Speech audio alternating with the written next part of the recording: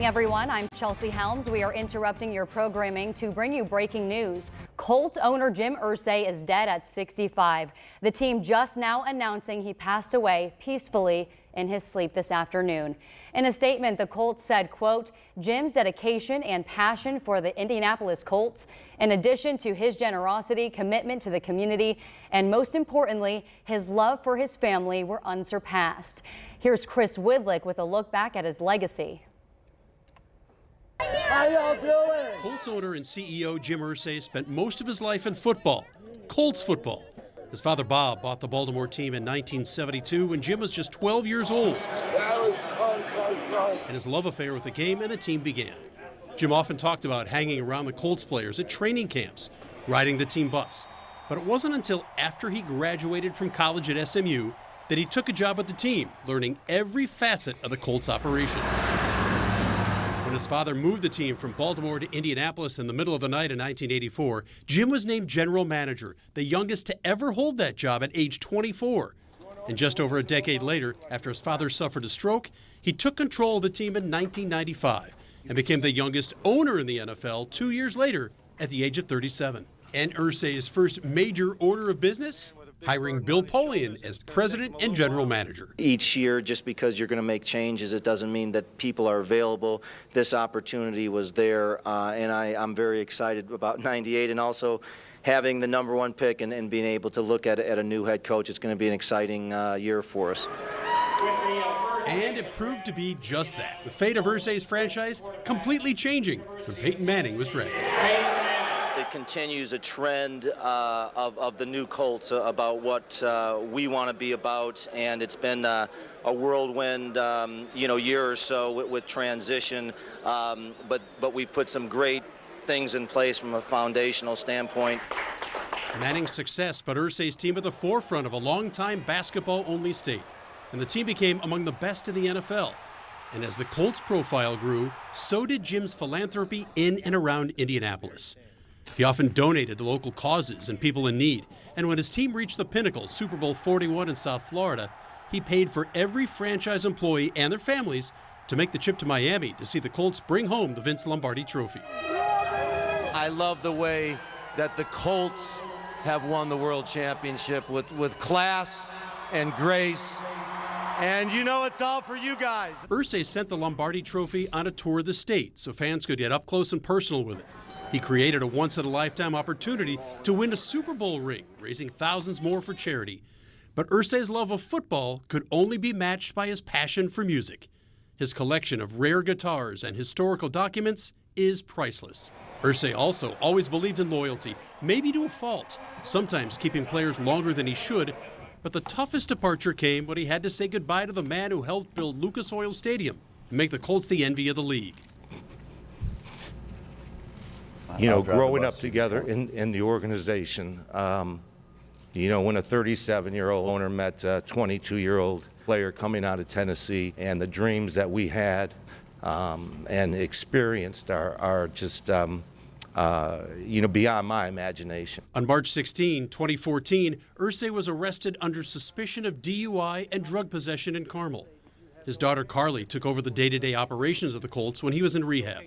6 months later, after pleading guilty to OWI and being sentenced to 1 year of probation, Irsay was suspended by the NFL for 6 games and fined $500,000.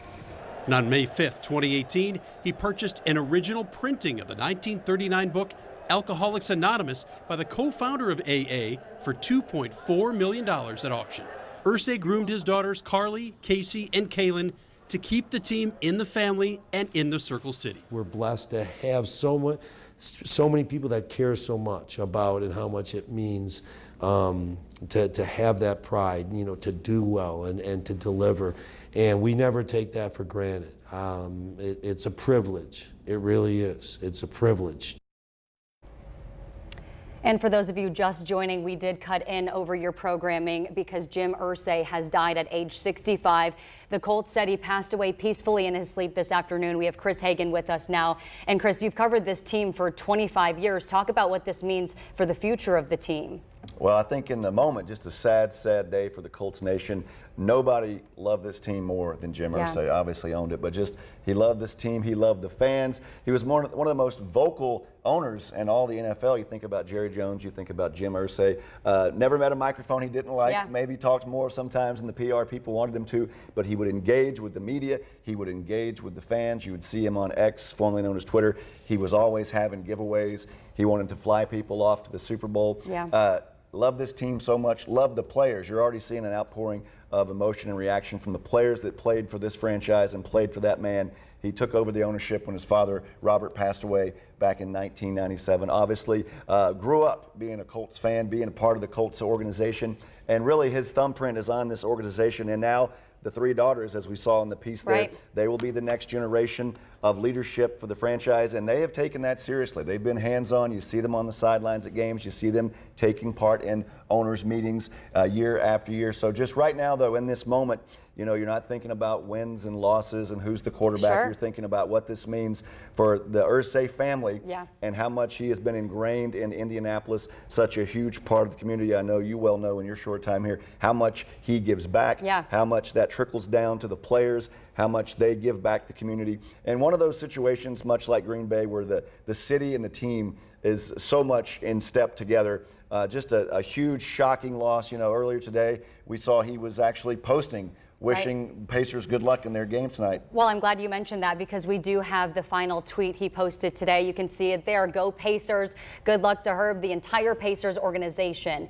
A very sad loss for the Irsay family. I think you made a great point, Chris. So many people thinking about the future of this team, but at the end of the day, this is someone's dad. This is someone's son. This is someone's loved one who ultimately did die today, Jim Irsay, at the age of 65.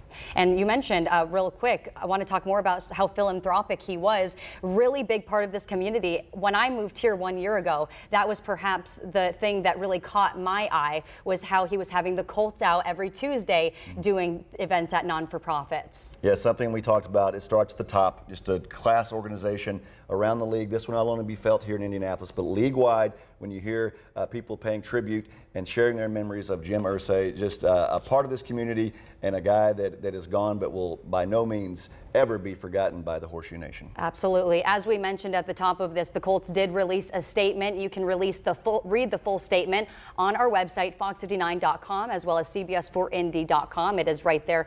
We will also bring you the latest on the passing of Mr. Irsay tonight on Fox 59 News at 10 and 11, and then again tonight on CBS 4 Indy at 11. We will see you then. Hope y'all have a great night.